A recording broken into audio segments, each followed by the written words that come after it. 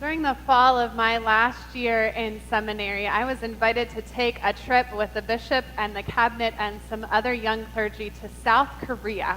It was a pilgrimage of sorts where we got to learn more about the Methodist Church that is growing in that country. Thankfully, even though I was in seminary, the trip was during a time known as Reading Week, which is the halfway point in the semester where we don't have any classes. So at that time, I was taking a full course load that semester, and I was also preparing my paperwork for the Board of Ordained Ministry in hopes of being commissioned as a provisional elder the following summer. Now, I thought that I would have plenty of time to work on that paperwork on the 12-plus hour plane ride to Korea and the 12-plus hour plane ride back. My hopes were high, but sometimes I can be a bit of a procrastinator, and I waited until the plane ride home to even look at what was ahead of me. And so I opened up the assignment on my laptop. Now, mind you, this was just the theology assignment, which was one of 4 assignments, and there were 15 essay questions to complete. And as I read through each one, I could start to feel my blood pressure rise. And in that tiny, cramped space on the plane, I started to feel shortness of breath. And it wasn't long until I was bursting into tears. Now, thankfully, the plane was mostly dark. And at that point, I had had about 2 to 3 months to complete those questions. But that was along with taking a full course load, finishing up the other 3 projects for the board, and still being an active part of my internship. So the biggest thought going through my mind as I sat there was, well, I just can't do this. And that knot in my stomach was spewing out all kinds of doubtful words. This is just too much for you to do. You can't handle this. You're never going to get this done. Even if you try, your work won't be good, so they won't commission you next year. And then how will you explain that to all of your family and friends and your future congregation? But the biggest phrase inside was saying the words, "You are such a failure." I wonder if you've ever had that kind of one-sided conversation with yourself.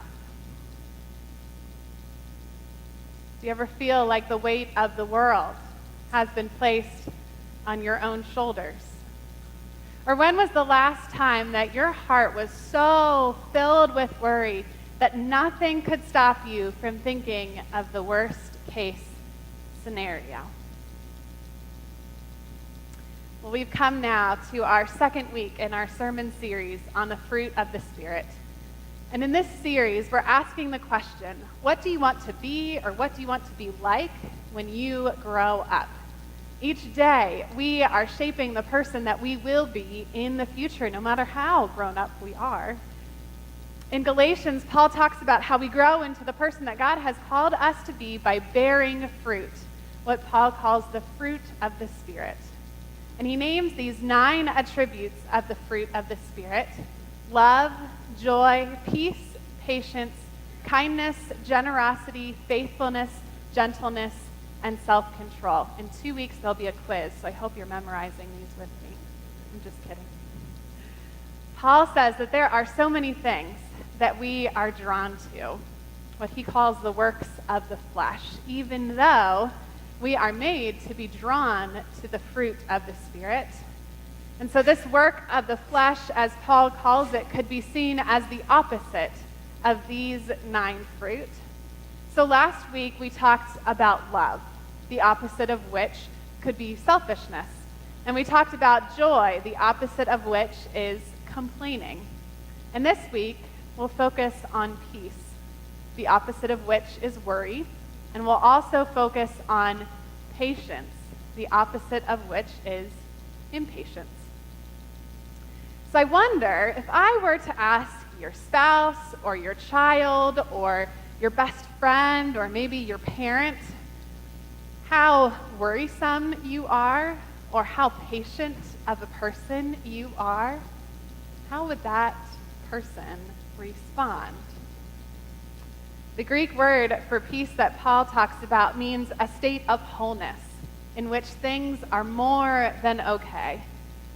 This peace is the elimination of worry and fear and conflict. And wouldn't it be great if we could all live like that, free from worry or fear or conflict? In Paul's letter to the church in Philippi, we get a glimpse of how we can cultivate this life of peace and patience. And what I find most interesting in this letter is that Paul is writing it while he is in prison. So imagine sitting in prison, being chained up because you have professed your faith in Jesus, and still being able to write the words, "Rejoice in the Lord always." I don't think that would be very possible for me. In times of deep distress, I tend to turn towards worrying and complaining and not toward rejoicing. That's the last thing on my mind. But Paul doesn't tell them to be thankful for their difficult circumstances. Over and over again, Paul says, be thankful in all circumstances, and it's important to know that distinction there. Instead of worrying about the difficulty around us, Paul says to pray with thanksgiving for the things that you have and to bring to God the things that are on your heart. And then in verse 7, he says, "And the peace of God, which surpasses all understanding, will guard your hearts and your minds in Christ Jesus." Now that word guard would have really resonated with the Philippians. There were Roman troops that were stationed in the town that would guard the citizens and the interests of the Roman Empire. So they were there to sort of keep the peace. But their kind of peace could never be true peace because it wasn't founded in the God of peace. Their kind of peace is full of anxiety because it can't think of anything higher than itself, which is why anyone who was not in line with the Roman Empire, Christians mostly at the time, would be persecuted because they only thought of themselves. And so anything that didn't lift up Rome was seen as a threat. So Paul encourages the Philippians, and his words still have something to say to us today too. The peace of God is an alternative to all of our anxiety, and we receive that gift of peace through the grace of God. And most often, that's accessed through the habit of prayer. So I wonder, when was the last time when you were in the midst of anxiety that you just stopped what you were doing and prayed? I think it seems so simple, but it's often forgotten in moments of stress. I know that when I was on that dark plane years ago and tears were filling up in my eyes, the last thing on my mind was bringing it to God. And that's kind of funny because the work right in front of me was all about theology and ministry, and yet the last thing on my mind was praying. So peace, I think, is a pretty good partner with patience, which is why I paired them for today. The more your heart is filled with peace, the more patient you will become. So back in Galatians, the word that Paul uses for patience means long-fused. And so the opposite of that, impatience, would mean short-fused. And Paul thinks that the older we become, the longer our fuses should be. And that may be true in some circumstances, but I'm not sure that that's true for all of us. Not quite sure that our patience is increased the older we become. Now, there are about 4 different things that I think produce impatience, at least in my own life. The first is the culture of instant gratification. If I am in the middle of winter time and I have a craving for strawberries, well, I can just go down to Giant and pick up strawberries even though they are not in season. Instant gratification. And gone are the days now of going to Blockbuster where we can pick up a movie and bring it back in a couple days. If we want to rent a movie, we can do that right from our television screens in the comfort of our home. Instant gratification.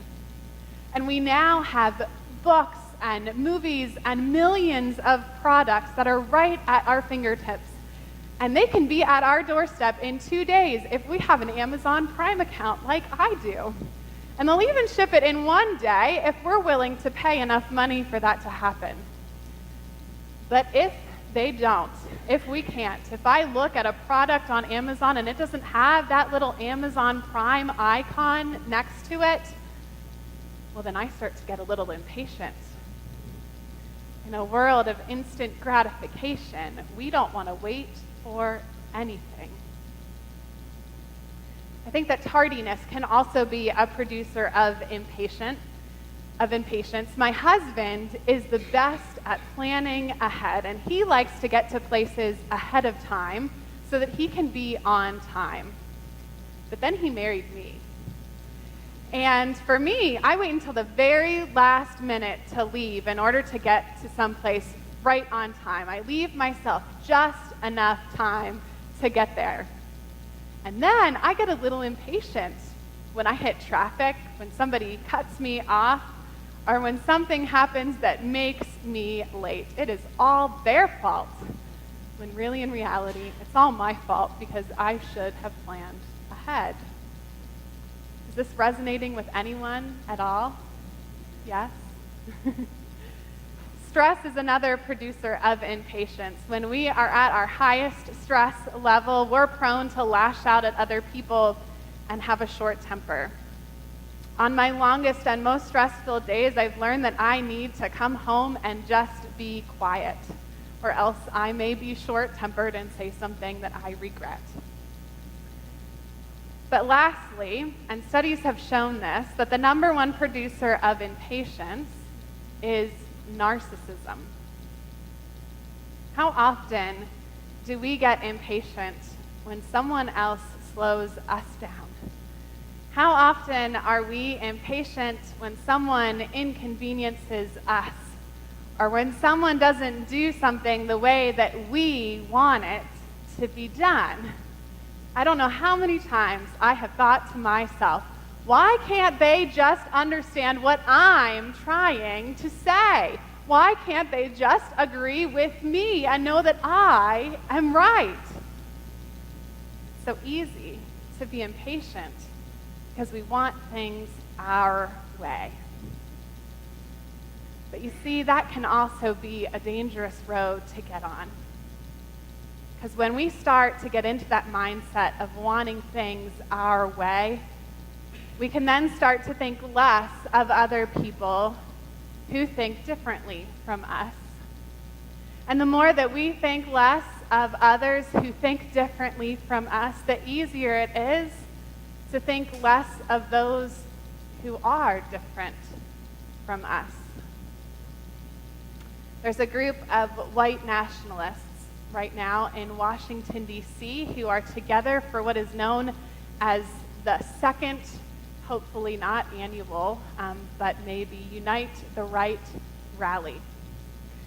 And they're rallying together because of fear that people of another nationality or another race other than white will somehow take over and they'll lose their power, as if power was really theirs to begin with. Last year in Charlottesville, it drove them to violence. And there's a group of clergy and churches that are gathering together this afternoon on the National Mall in kind of a counter protest called Unite for Love. And I'm worried about the people that I know who will be there. We have got to find a way to unite for love in this country.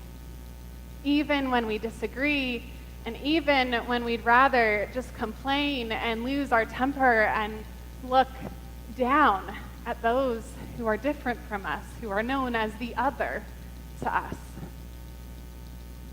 In those moments when I'm tempted to just lose it over something that's so silly, that's when God steps in to remind me that no one is perfect, not even me, and we have to find a way to live together. There's no other choice. And you know what? I think forgiveness is a much better option. Understanding and conversations with one another are a much better option to hate. I think these two fruits may be the most hardest to put on in our lives because it's so easy to be filled with worry and it's so easy to be filled with fear. That full-blown breakdown that I had on the plane ride from Asia back to the States was one of dozens of breakdowns that I had in that season of my life. That voice inside me that tells me that I'm not good enough and tells me that I'm a complete failure can be pretty loud. It can fill me with stress and with impatience at the time that it will take me to do what God wants me to do. But sometimes when I allow it to be, God's voice drowns it all out. And when I allow it, God's voice says, Rachel, I know you, and I love you, and you can do this if you allow me to do it with you and never leaving your side. Do you hear that voice saying that same thing to each and every one of you? Frederick Bruckner once wrote, "The grace of God means something like this. Here is your life. You might never have been, but you are, because the party wouldn't have been complete without you. Here is the world. Beautiful and terrible things will happen. Don't be afraid. I am with you. Nothing can separate us. It's for you that I created the universe. I love you." And maybe that's all that we need to take on peace and patience. God will never leave our side. So why should we worry? And if God will never forsake us, then why would we grow impatient? And maybe we can hold on to this prayer using the words of Paul. Whatever is true, whatever is honorable, whatever is just, whatever is pure, whatever is pleasing, whatever is commendable, if there is any excellence and if there is anything worthy of praise, oh Lord, help us to think about these things. May it be so. Amen.